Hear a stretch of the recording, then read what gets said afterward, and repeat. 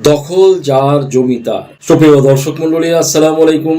আমি advocate Mohammad Belayet Hossain, Bangladesh supreme court, member Dhaka জজ court, Madaripur জজ court and Dhaka taxes bar association. Viewers, আজকে লিগ্যাল নলেজের ধারাবাহিক আলোচনায় দুর্দান্ত একটি টপিক নিয়ে আপনাদের সামনে হাজির হয়েছি। টপিকটি খুবই ইনফরমেটিভ হতে চলেছে। সো ভিডিওটি স্কিপ না করে সম্পূর্ণটি দেখার জন্য রিকোয়েস্ট করছি। So let's get started. Viewers, দখল যার জমি তার। 12 বছরের দখলি সত্ত্ব নিয়ে আইন কি বলে, আসুন দেখা যাক। 12 বছর দখলে থাকা মানে কি জমির মালিক? দলিল আছে বা খতিয়ান আছে তাই বলেই কি সে জমির প্রকৃত মালিক? এই বিভ্রান্তি বাংলাদেশের জমি জায়গা নিয়ে আজ দীর্ঘদিন ধরে চলে আসছে। বাংলাদেশের অনেকগুলো সমস্যার ভিতরে বড় একটি সমস্যা হচ্ছে এই জায়গা জমির সমস্যা। বিশেষজ্ঞদের মতে যে কোনো জমির মালিক নির্ধারণ হলে আমাদের বেশ কয়েকটি বিষয়ে অবগত থাকতে হবে। তার ভিতরে একটা হলো দেওয়ানি কার্যবিধি 1908, বর্তমানে যে ভূমি অপরাধ প্রতিরোধ ও প্রতিকার আইন 2023 এবং তামাদি আইন 1908 বা লিমিটেশন অ্যাক্ট 1908, এই তিনটা আইন জানা থাকতে হবে। দখল যার জমি তার, এই কথাটা শুধু প্রবাদ নয়, আইনেও এক কঠিন বাস্তবতা। বাংলাদেশের আইন অনুযায়ী লিমিটেশন অ্যাক্ট 1908 অনুযায়ী প্রচলিত নীতি, কোন জমির প্রকৃত মালিক যদি তার জমি 12 বছর ধরে পুনরুদ্ধারের জন্য মামলা না করে এবং অন্য কেউ সেই জমি প্রকাশ্য, নিরবচ্ছিন্ন ও বাধাহীনভাবে দখলে রাখেন, তাহলে সেই দখলদারের পক্ষে দখলি সত্ত্বে বা অ্যাডভার্স পসেশন প্রতিষ্ঠিত হতে পারে। দ্যাট মিন্স টানা 12 বছর প্রকাশ্যে দখলে থাকলে এবং প্রকৃত মালিক আইনি পদক্ষেপ না নিলে দখলদার আইনের চোখে সত্ত্ব দাবি করার অধিকার পায়। 12 বছর একটা শিশু জন্ম থেকে কৈশোরে পা রাখার সময়। 12 বছর একটা পরিবার ঘাম ঝরিয়ে মাটি চাষ করে, ঘরে তোলে স্বপ্ন বুনে। মাটির সাথে মানুষের সম্পর্ক শুধু দলিলে লেখা থাকে না, থাকে পরিশ্রমে, থাকে প্রতিটি ভোরের রোদে আর প্রতিটি বর্ষার কাদায়। যে মানুষটা বছরের পর বছর সেই জমিতে ঘাম ঝরিয়েছে, গাছ লাগিয়েছে, ফসল তুলেছে, নিজের সন্তানের ভবিষ্যৎ কল্পনা করেছে, আইন তার সেই দীর্ঘ দখলকে একসময় স্বীকৃতি দেয়। কারণ আইনও জানে অধিকার শুধু কাগজে নয়, দায়িত্ব আর যত্নেও গড়ে ওঠে। তবে এই সত্য সহজে আছে না। দখল হতে হবে স্পষ্ট, প্রকাশ্য, বিরোধহীন এবং টানা 12 বছর। গোপনে নয়, জোর করে নয়, বরং এমন ভাবে যাতে প্রকৃত মালিক জানেন বা জানার সুযোগ ছিল তবু তিনি নীরব ছিলেন। এই কারণেই 12 বছরের দখল আইনের কাছে শুধুই সময় নয়, এটা পরিশ্রমের ইতিহাস, নীরব স্বীকৃতির গল্প আর জমির সাথে মানুষের গভীর সম্পর্কের দলিল। সুপ্রিয় দর্শক মন্ডলী, জমির প্রকৃত মালিক হতে হলে কোনো বিষয়ের আমাদের অবগত থাকতে হবে। প্রকৃত মালিক হতে গেলে কোন কোন বিষয়গুলো বা কোন কাগজপত্র অ্যাকুরেট ভাবে থাকতে হবে, এগুলো নিয়ে দীর্ঘদিন ধরে মানুষের ভিতরে একটা বিভ্রান্তি রয়েছে।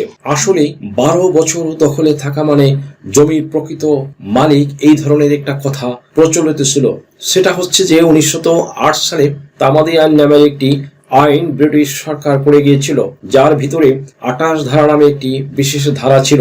এই ধারাটির বলে যদি কোনো ব্যক্তি দীর্ঘ সময়কাল মানে 12 বছর একটানা নিরবচ্ছিন্নভাবে শান্তিপূর্ণভাবে দখলে থাকে, তাহলে সে উক্ত জমির দখল সত্ত্বে উক্ত জমির মালিক হয়ে যাবে। তার মানে কি হচ্ছে বন্ধুরা, যে 12 বছরের অধিক যদি কোনো জমি কোনো ব্যক্তি দখলে থাকে, তাহলে তাকে জমির প্রকৃত মালিক বলে বিবেচিত করে।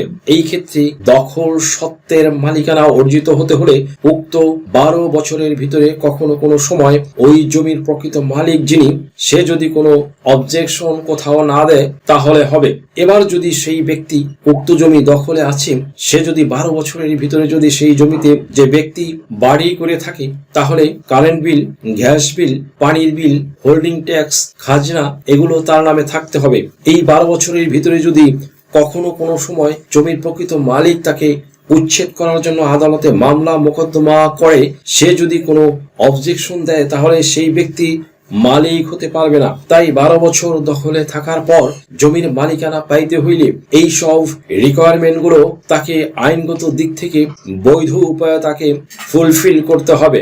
সুপ্রিয় দর্শক মণ্ডলী, আর একটা সময় এসব রিকোয়ারমেন্ট ফুলফিল করার পরে সে জমির মালিকানা গেইন করতে পারবে। এসব ঘটনা সাধারণত বিশেষ করে আমাদের শহরের বা গ্রামের বাড়িতে আমরা বিভিন্ন কারণে দেখা গেছে যে দেখাশোনা করার জন্য কেয়ারটেকার রেখে থাকি বা দারোয়ান রেখে থাকি, ম্যানেজার রেখে থাকি এবং তাকে সেখানে পরিবার পরিজন নিয়ে বসবাস করতে দেই। হয়তো চাকরির সুবাদে আপনি পরিবার নিয়ে দূরবর্তী জেলায় অবস্থান করছেন, কেউ বা আবার প্রবাসে অবস্থান করছেন দীর্ঘদিন ধরে America, Europe, whatever it is.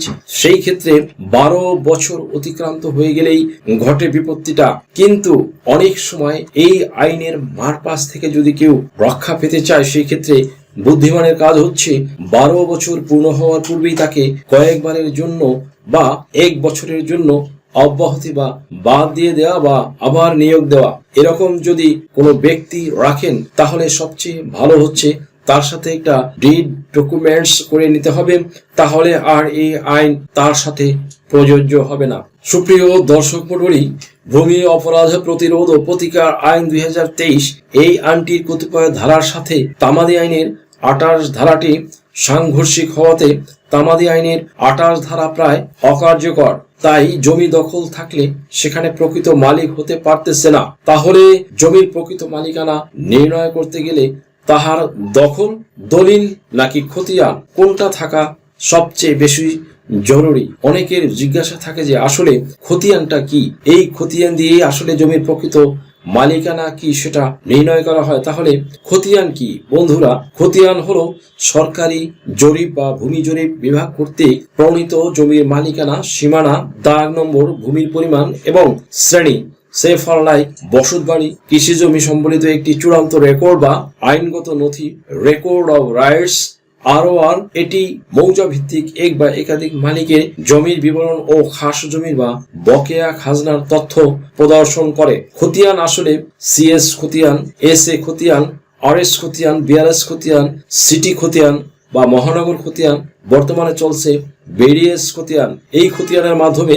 জমির খাজনা খারিজ করতে হয়। আর খতিয়ানের ধারাবাহিকতা যদি মিল থাকে, মানে হচ্ছে যে CS থেকে BDS পর্যন্ত, তাহলে এটা জমির একটা শক্ত এভিডেন্স হয়। তাই তহসিল অফিস বা ভূমি অফিস সব সময় নির্ণয় করে যে যেই ব্যক্তি CS খতিয়ান থেকে শুরু করে BDS জরিপ পর্যন্ত এটার ধারাবাহিকতা মিল আছে, যাদের এরূপ চেইন অফ টাইটেল ঠিক থাকে তাকে জমির প্রকৃত মালিক হিসেবে কাউন্ট করা নেয় ভূমি অফিস। কিন্তু আসলে খতিয়ানটা সংশোধনযোগ্য হবার কোনো কারণবশত যদি ভূমি সরকারের প্রয়োজন হয়, যেমন সরকার যদি অধিগ্রহণ করে ফেলে খতিয়ান দেখে, তখন ভূমি মালিককে ক্ষতিপূরণের টাকা দেওয়া হয়। তাই যার নামে CS থেকে BDS পর্যন্ত খতিয়ানে ধারাবাহিকতা বা চেইন অফ টাইটেল মিল থাকবে, ভূমি অফিস তাকে একজন জমির প্রকৃত মালিক হিসাবে বা একটা স্ট্রং এভিডেন্স হিসাবে ধরে নেয়। তাই খতিয়ানের গুরুত্ব অনেক। আর এই খতিয়ানের ভিতরে নির্ণয় করা হয় যে জমির মালিক, দাগ খতিয়ান, জমির ধরন, হিস্সা, কে কত অংশ পাবে বা জমির শ্রেণী, কোন ধরনের জমি সেটা, এইগুলো খতিয়ানে লিপিবদ্ধ থাকে। তাই খতিয়ানেই জমির প্রকৃত মালিকানা প্রমাণের স্ট্রং এভিডেন্স। খতিয়ানের ভিতরে সবকিছু বিশ্লেষণ করা থাকে।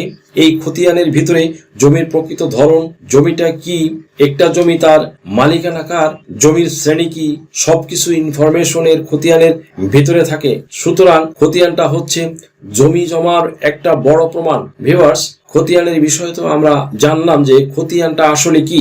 এবার আসুন দলিলের প্রসঙ্গে। তাহলে এবার জানবো যে জমির দলিল আসলে কি। দলিলটা বেসিক্যালি 1908 রেজিস্ট্রেশন আইন অনুসারে দলিলের রেজিস্ট্রেশন কার্য শুরু হয়েছে। এটা শুরু হয়েছে এজন্য যে যখন এই উপমহাদেশে তথা ইন্ডিয়ান সাবকন্টিনেন্টে যখন ব্রিটিশ শাসন আসলো, তখনকার সময় জমি জমাগুলো মূলত এক প্রকার এলোমেলো অবস্থায় ছিল।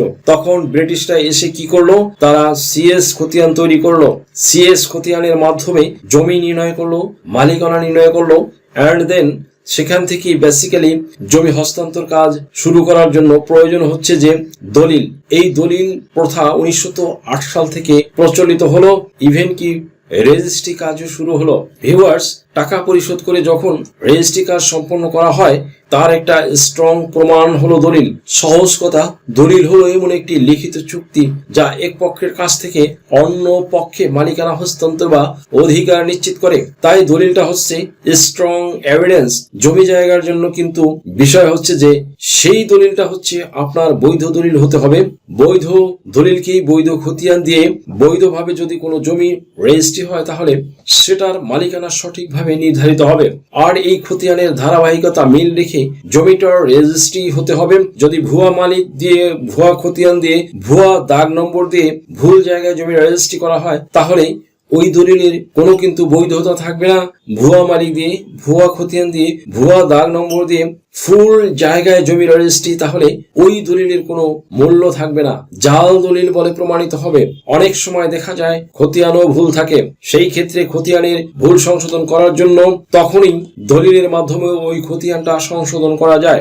আবার দেখা যায় যে যদি কোনো কারণবশত আপনি ভুল মালিকানা দিয়ে, ভুয়া মালিককে দিয়ে আর ভুয়া খতিয়ান বা জাল দলিল বা জাল পর্চা দিয়ে আপনি জমি রেজিস্ট্রি করে ফেললেন, ওই দলিল আবার টিকবে না, আদালতে বিবেচিত হবে না, ওটা জাল দলিল হিসেবে অভিহিত হবে এবং বাতিল বলে গণ্য হবে। তাই দলিল করতে হলেও দলিলের ধারাবাহিকতা মিল রেখে, জমির ধারাবাহিকতা মিল রেখে, মালিকানা সঠিক রেখে জমির রেজিস্ট্রি করতে হবে। তাহলে সেই জমিটা আপনার প্রকৃত মালিকের কাছ থেকে রেজিস্ট্রি করা হলো এবং দলিলটাও প্রকৃত দলিল বলে প্রমাণিত হলো এবং সঠিক দলিল হলো। এজন্যই বলা হয়েছে যে দলিল থাকলেই শুধু জমির মালিক হবে না, জমির কাগজপত্রের ধারাবাহিক মিল রেখে আপনার জমির দলিল রেজিস্ট্রি করতে হবে, তাহলে জমির বৈধতা ফিরে পাবে। একটা সময় ছিল যে 12 বছর দখলে থাকলে মানবিক দৃষ্টিকোণ থেকে তাকে বলা হতো যে তার কোনো জমি জায়গা নেই এবং যেহেতু এখানে সে 12 বছর ধরে বসবাস করছেন, দখলে আছেন, তাকে জমির প্রকৃত মালিকানা দেওয়া হোক। কিন্তু সেখানে অনেক রুলস এন্ড রেজুলেশন ছিল, সেই আইন মান্য করে তাকে দেওয়া যেত। বর্তমান দৃষ্টিকোণ থেকে খালি শুধুমাত্র দখল থাকলে তাকে জমির প্রকৃত মালিক বলা যাবে না। সো আইনের চোখে প্রকৃত জমির মালিক কে হলো? জবরদখল করে থাকলেই কিন্তু জমির মালিকানা হলো না। তাহলে জমির প্রকৃত মালিক কে হবে? যার কাছে বৈধ দলিল আছে, যার কাছে সিএস থেকে পিডিএস পর্যন্ত খতিয়ানের ধারাবাহিকতা মিল আছে, তারাই জমির প্রকৃত মালিক হবে। জবরদখল করে থাকলে আর জমির মালিকানা স্পষ্ট হবে না। তাই সমাজে যে বিভ্রান্তি ছিল, জমি জায়গা নিয়ে যে দখল থাকলে সে মালিক, দলিল থাকলে সে মালিক, খতিয়ান থাকলে সেই মালিক, এমন একটি বিভ্রান্তি যে সমাজে সৃষ্টি হয়েছে, সেটি আজকে আমাদের আলোচনায় স্পষ্ট হলো যে জমির মালিকানা কিভাবে হবে।